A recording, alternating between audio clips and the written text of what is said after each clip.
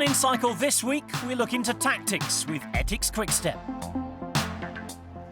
We have to be flexible also, because it's not very often cycling is going like we're planning. Rising Polish star Katarzyna Dorma tells us about life in the pro peloton.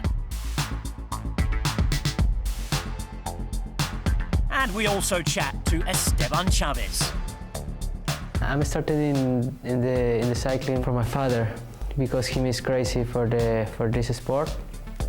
But first, we're off to the Amstel Gold Race in the Netherlands.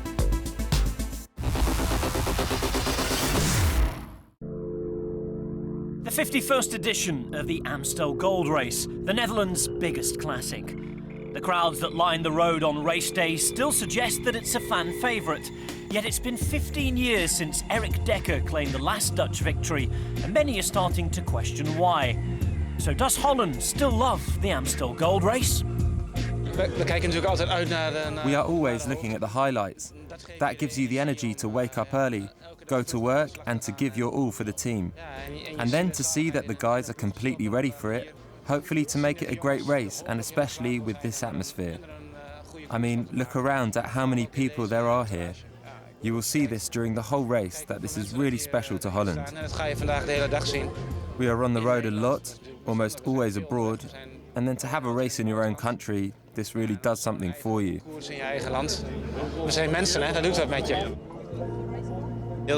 Very special. This is one of the races that is important to me. I was never good here, but I really hope that this year it's going to change, because it's one of my favourite races. I really like this race. I grew up in this area, so every time I'm here, it feels like I'm coming home. I know every hill, but compare it to the races we just had, the Ronde van Vlaanderen and Paris-Roubaix. In those two races, it's the parcours that make the race, but here, it's the riders that dictate the race. The question is, do they? The suggestion of many is that the race has become too controlled, with teams and their riders willing to wait until the very last moment to attack.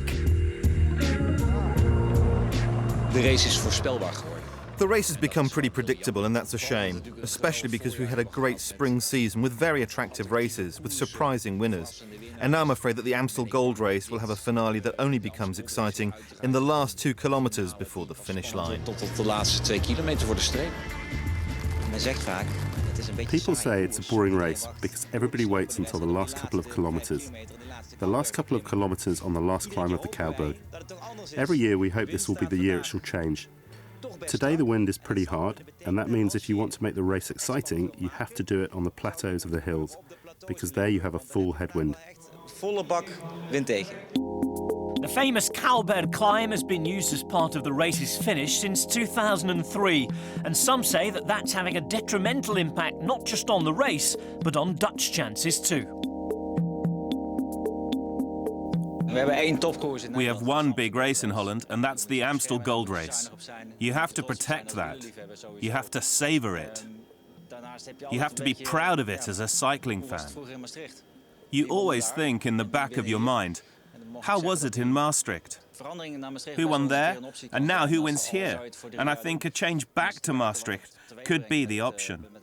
Maybe even for 3 years, just to see how the race progresses. That might mean they start to race earlier. I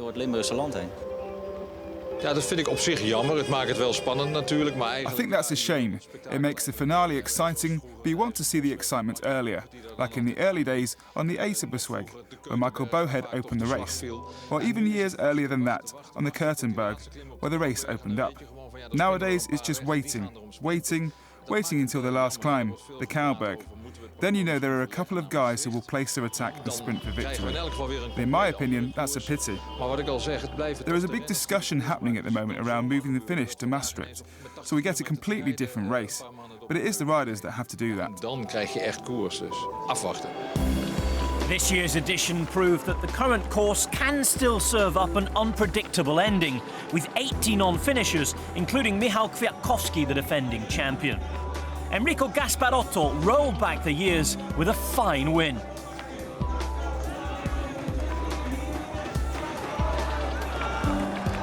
And as the riders are quick to point out, nothing can ever be taken for granted.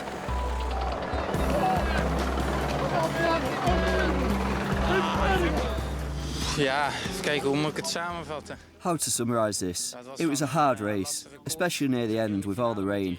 It was really hard. Tijdlang echt heel koud. I was really cold for a while, and I lost my legs for a bit. Sneeuw al een beetje mijn been af in de finale. I did get over it, but I didn't have the legs to sprint, so I'm not satisfied. Niet echt kunnen sprinten. Ik ben niet echt tevreden, maar... Nou, dat wil ik niet zo zeggen. Ik denk... At this race, you have to have a little luck. Be strong.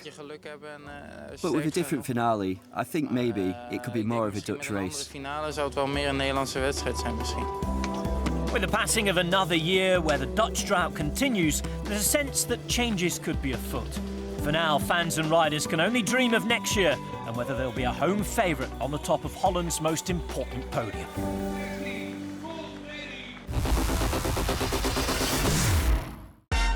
Meet the infectious personality that is Esteban Chaves.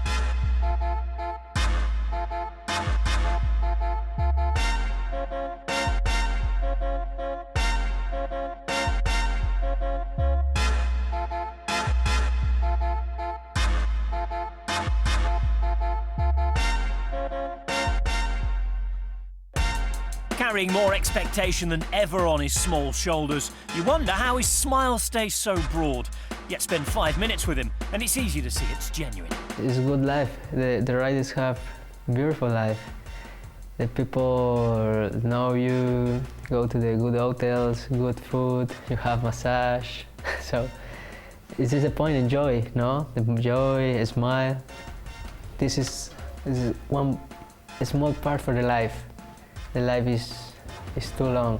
So I try to enjoy every there are new guys, new cultures, so it's funny. You can travel for all world, different airports. I enjoy always. It's a life that Chavez has dreamed of since an early age. His passion, as with so many in Colombia, born out of the success of the nation's cycling heroes. I started in the cycling from my father because he is crazy for this sport. Him live in Colombia the Lucha Herrera years and all this with the Scarabajos, you know, when the Colombian fellas coming first time to Europe. And I remember 7 or 6 years old in the coach with him and look at the Tour de France or the Giro, the World Championships or wherever, and him tried to explain me about this sport. As an aggressive climber, Chavez is true to the great Colombian cycling tradition, with success on the road a source of genuine civic pride. Part of an exceptionally talented yet hard-working generation of pro riders, Chavez is a role model for the next wave of sports stars. That means for him, cycling is as much a duty as a job. The people look for heroes, and the sport people is like this. Now, the country have really good results with the sport, so the people is really proud because it's a good people, you know, work and discipline, serious. For this reason, you can find the results. So the people is really proud and wanna support the sport. The guys is awesome. I'm really happy with this. His exploits at last year's Vuelta a España, where he won 2 stages and held the red jersey for nearly a week, confirmed Chavez's status as a star back home. Yet with the demise of his former squad, the state-sponsored Team Colombia that also launched Nairo Quintana's career, there's a fear that the stream of Colombian heroes could run dry. I learned how is a professional rider, professional cycling in Europe. I live in Europe, so I learned other language, Italian. So this is really, really important in my career. Before that, I don't have idea. You have one bike in home and you race with the other bike, the race bike. I don't have idea. So it's 2 years really, really important for me, and this is important for the country. Yeah, I'm sad because now the project is finished. It's not really good, but it's like this sometimes. Chavez would make the jump to the World Tour with Orica Green Edge in 2014. It was a move that nearly never happened. A near career-ending crash in 2013 left Chavez's professional future in the balance. But Orica's interest held strong. The team and tell me, okay, we signed you for 3 years, and we only need you go to the bike. And I remember all mornings I not want to do more therapy. I'm tired because it's not going better. But the unique thing I have is, okay, I have one contract for one World Tour team. I'm at one little step for arrive for the high level. So I need go for the therapy. I need to do everything good. So now we're here. While Team Colombia may have felt like a home away from home, on the face of it, moving to the Aussie-dominated Orica Green Edge was sure to be a culture shock. Not so, according to Chaves. The Australians is really similar to the Colombians. It's really familiar, really friendly. But the unique big gap for me in the beginning is the language. I can understand nothing. I did one training camp, 3 weeks in Australia, and I not chat with everyone. And the meetings I no understand. So this is the big gap. But the guys and the staff is amazing because they know I can understand, but always help me. Always, you understand what you need, you come with us, because it's really friendly. The Aussie culture is awesome. And I feel like a little kangaroo with these guys. And the little kangaroo's goals for the year are set. The Giro, Rio, and maybe work on his Australian accent. Yeah, mate, I'm Esteban Chaves, I'm from Colombia. Something like this.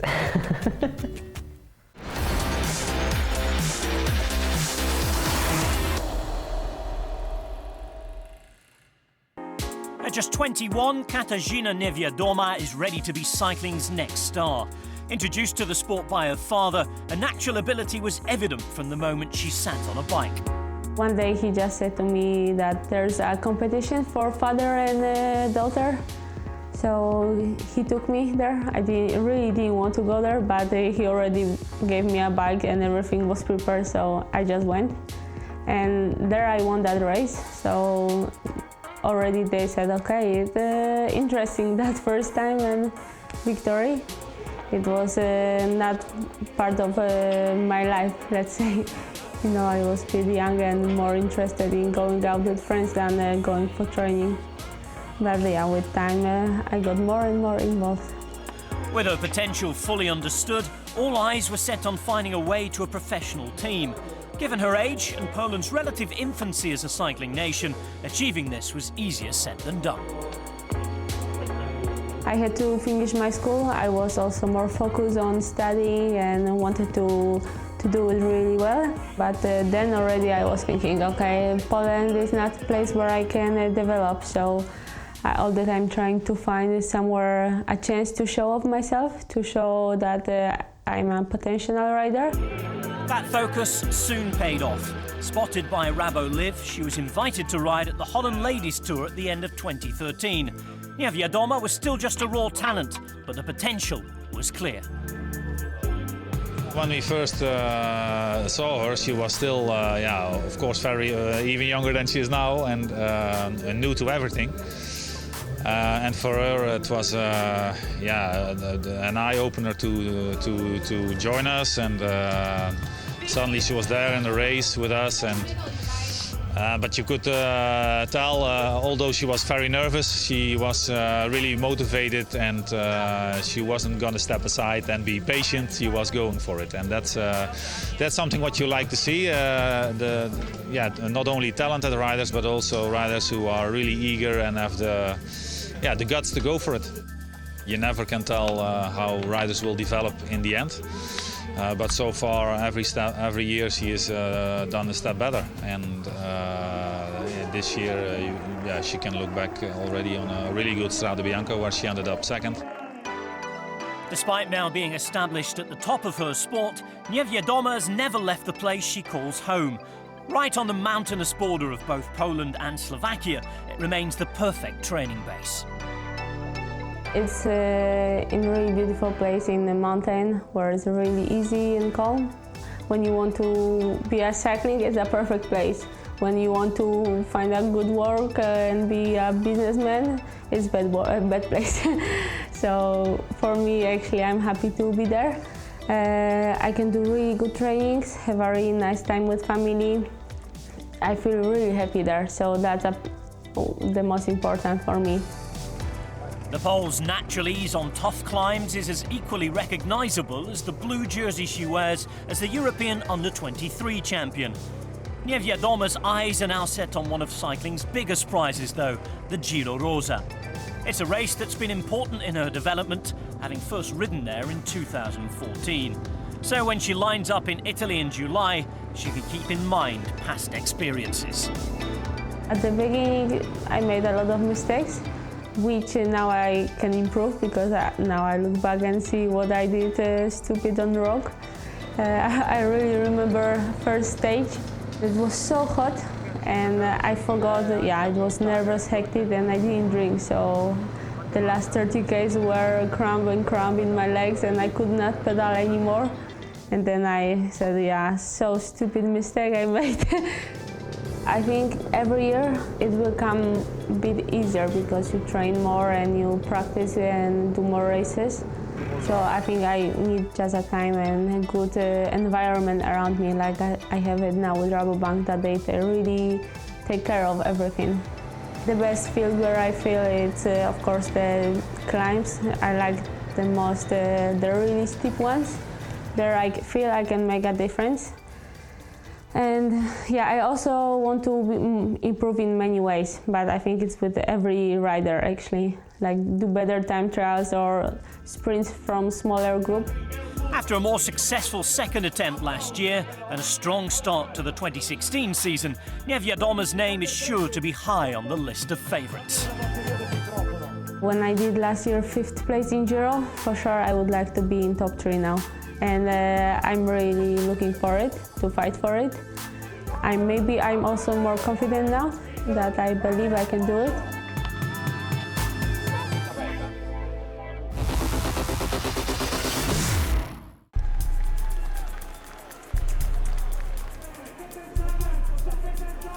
How does one of the top teams in the world plan its race tactics? During stage 3 of TirrenoAdriatico, Etix's Quickstep took inCycle behind the scenes as they looked to protect Zdeněk Štybar's leader's jersey and set up Fernando Gaviria for his first win on the World Tour.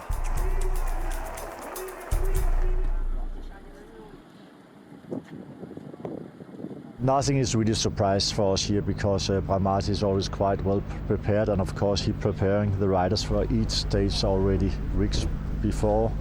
And getting down to the team meeting in the bus, we always have a meeting. Just healthy to refresh the memory one more time, to do it one last time. I think it's good for the motivation before we jump on the bikes. We have to be flexible also because it's not very often cycling is going like we're planning. Okay, guys, first congratulations for yesterday. Because a win is a win. Of course, we want to protect the jersey. We do maximum, so you can start in the leader jersey again tomorrow. It's a big honor to have it here. And next to that, then we go for the sprint. Matteo, you sit ahead of Fernando. Fernando comprendido, Matteo está el último que te vas a portar a la curva, okay? Okay, guys, so you start at 10:35 all together like yesterday, yeah? Okay?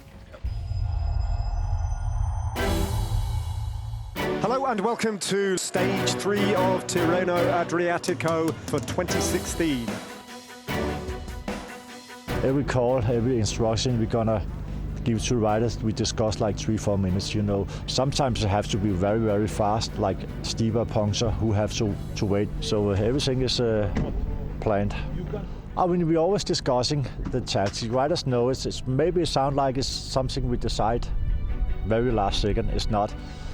Every instruction they're gonna be giving to the riders, of course we discuss it like playing chess or something. Well, what can happen if we move like that? Time gap 3:57.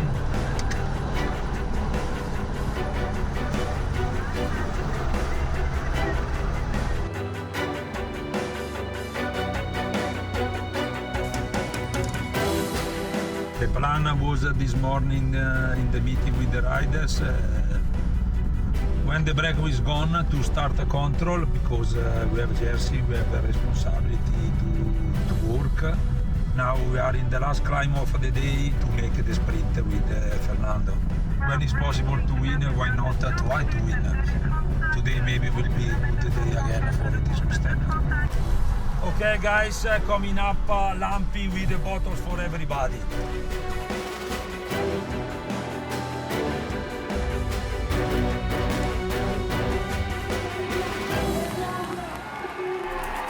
Sagan very well placed, but there's a big move from Gaviria now on the outside. The Colombian has come to the front. He hits the front now with 100 meters to go. Can the Colombian hold on?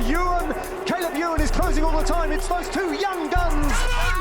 Yes, guys!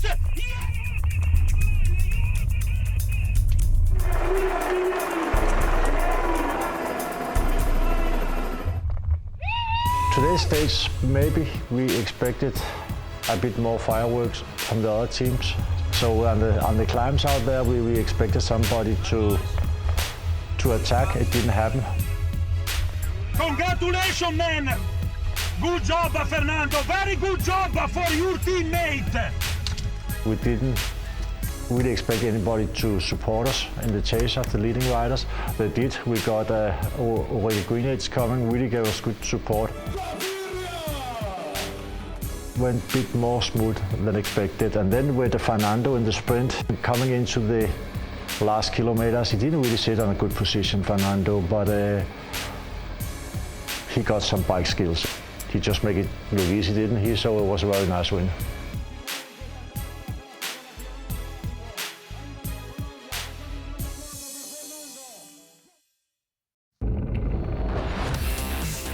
That's all for this episode. Join us next time, but until then, keep up to date with us online.